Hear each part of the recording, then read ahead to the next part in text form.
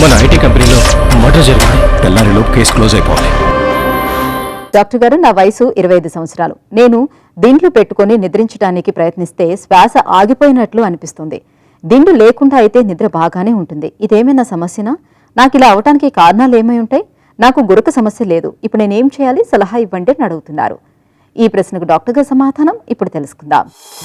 దిండ్లు పెట్టి పడుకుంటే శ్వాస ఆగిపోయినట్టు ఉండటం అంటే అప్పర్ ఎయిర్వే అబ్స్ట్రక్షన్ ఉన్నట్టయితే తల లేపినప్పుడు ఇంకా ఎక్కువ అబ్స్ట్రక్షన్ అవుతుందన్నమాట.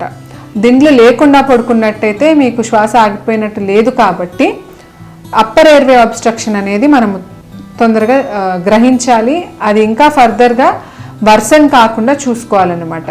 దీనికోసం ఒక్కసారి ఈఎన్టీ సర్జన్ ప్లస్ పల్మనాలజిస్ట్ ఇద్దరు కలిసి చూసినట్టయితే నారో ఎయిర్వేస్ ఏమన్నా ఉన్నాయా, లేదంటే జా చిన్నగా ఉందా, అసలు గ్రేడింగ్ సిస్టమ్ అనేది ఓరల్ క్యావిటీలో ఎట్లా ఉంది అనేది తెలుసుకున్నట్టయితే చాలా వరకు మీకు ఉపశమనం కలిగే సొల్యూషన్స్ చూసుకోవచ్చు.